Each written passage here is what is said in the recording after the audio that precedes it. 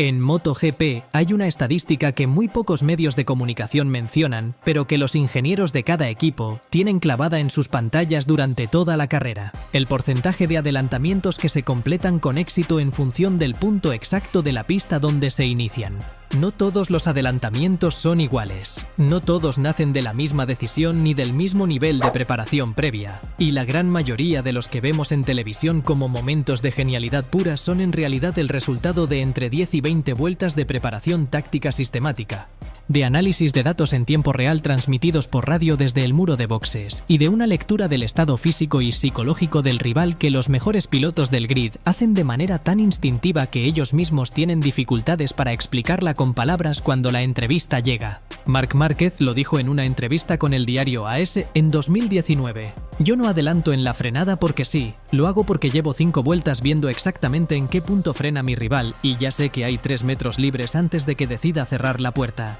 Eso no es instinto, es información acumulada que el cerebro procesa más rápido que cualquier sistema de datos del paddock. Este video va a abrirte esos 5 vueltas de preparación que nadie muestra en cámara. Deja tu like, suscríbete y comparte. Comencemos. El primer secreto que nadie explica correctamente es el concepto de adelantamiento en diferido. Un piloto que quiere superar a su rival no siempre ataca en la primera oportunidad que tiene. De hecho, los mejores pilotos del grid frecuentemente rechazan de manera deliberada oportunidades claras de adelantamiento en vueltas tempranas de carrera para acumular información estratégica sobre el comportamiento del rival en esa zona concreta del circuito. Cada vuelta que pasan detrás del piloto al que quieren superar es una vuelta de aprendizaje y de recopilación de datos. Aprenden en qué punto exacto del frenazo el rival empieza a soltar el freno trasero. Aprenden si hay una tendencia a entrar demasiado ancho en la curva que viene después de la frenada. Aprenden si el neumático trasero del rival está empezando a deslizar más de lo normal en la fase de aceleración de salida,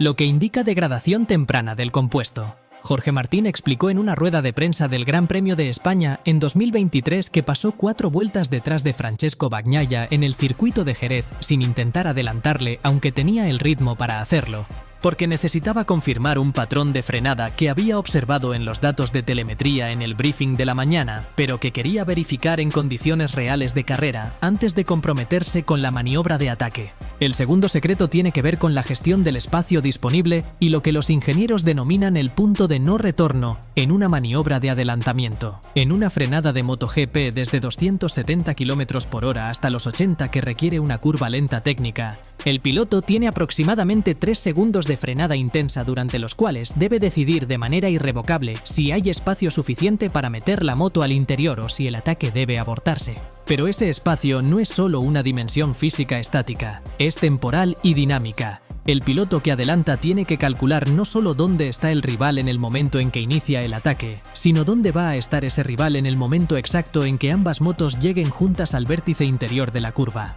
Ese cálculo predictivo se realiza en fracciones de segundo y con información incompleta, porque el rival puede decidir en cualquier instante cerrar más la trayectoria hacia el interior, ampliar el punto de frenada o tomar una línea defensiva que modifica completamente el espacio disponible para el adelantamiento. Los mejores adelantadores del mundo, Márquez históricamente y Martín en los últimos 2 años, tienen la capacidad documentada de actualizar ese cálculo predictivo en tiempo real durante la propia fase de frenada y ajustar la posición lateral de la moto mientras siguen decelerando a tasas superiores a 1 gramo de desaceleración media sostenida. El tercer elemento, que raramente aparece en los análisis periodísticos, es el papel del estado del neumático trasero en la estrategia de adelantamiento y en el momento óptimo para ejecutarla. Un piloto que lleva 20 o 25 vueltas siguiendo de cerca a su rival en la misma posición tiene el neumático trasero en condiciones de desgaste y temperatura diferentes al del piloto que va delante, que ha tenido el beneficio de correr en aire limpio y ha podido gestionar sus neumáticos con mayor libertad táctica al no tener que hacer las frenadas ni las aceleraciones agresivas que implica mantenerse pegado a otro piloto.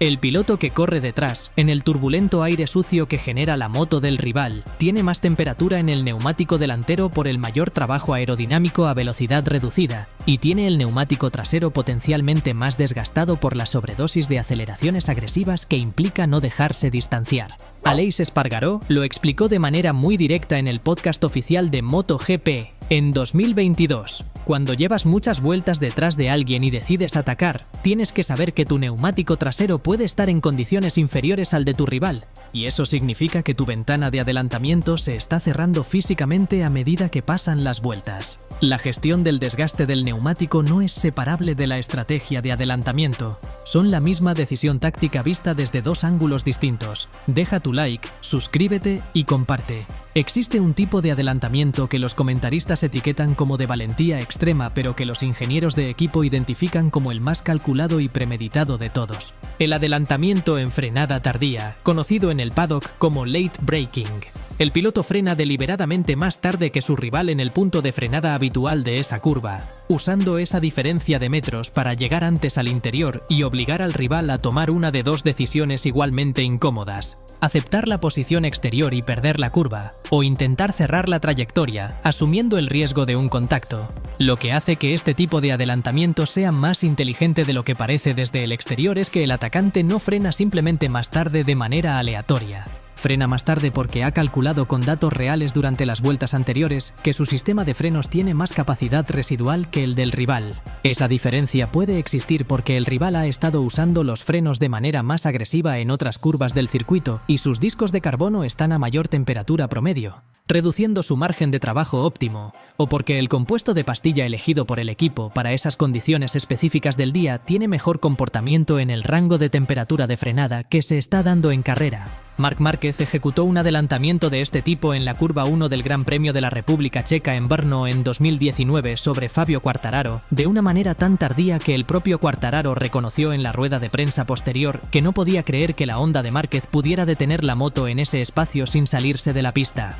Hay otro tipo de adelantamiento que los expertos técnicos consideran el más difícil de defender para el piloto que va en cabeza: el adelantamiento por diferencial de aceleración a la salida de curva. En lugar de atacar en la fase de frenada, el piloto espera a estar en la salida de la curva anterior a una recta larga, y si detecta que su rival está siendo conservador con el acelerador para proteger el neumático trasero o para gestionar un movimiento de la moto en esa zona, abre el gas antes y con mayor agresividad. Esa décima de ventaja en el inicio de la aceleración se traduce en metros de diferencia al final de la recta siguiente, y esos metros son los que permiten hacer el adelantamiento limpio y sin riesgo en el interior de la curva al final de esa recta.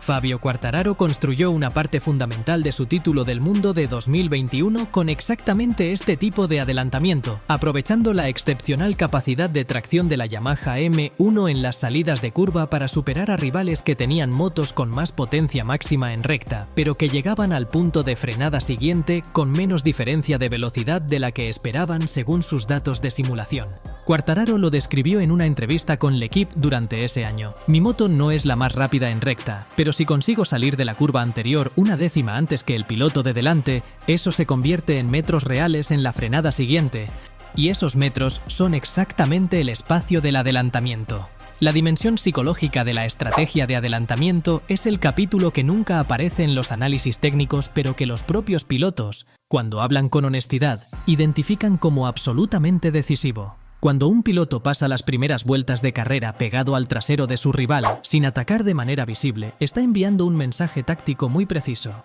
tengo el ritmo necesario para superarte, lo sé con certeza, y tú también lo sabes porque me tienes en tu espejo desde la vuelta 3. Esa presión psicológica continua obliga al piloto de delante a cometer errores pequeños y acumulativos, a forzar ligeramente más de lo deseable en ciertas frenadas para mantener el hueco, a usar los frenos con un nivel de presión algo por encima de lo óptimo en las frenadas más comprometidas, a tomar la entrada de curva unos centímetros más cerrada de lo habitual para eliminar el espacio al interior. Esos microerrores acumulados durante varias vueltas son exactamente los que finalmente abren la puerta que el atacante lleva tiempo esperando con paciencia calculada. Dani Pedrosa, uno de los pilotos técnicamente más analíticos en la historia de MotoGP, explicó en una entrevista posterior a su retiro que la manera más eficaz de preparar un adelantamiento sobre un rival de nivel similar no es buscar el momento perfecto con impaciencia, sino crear metódicamente las condiciones psicológicas y físicas para que ese rival cometa el error que abre el hueco.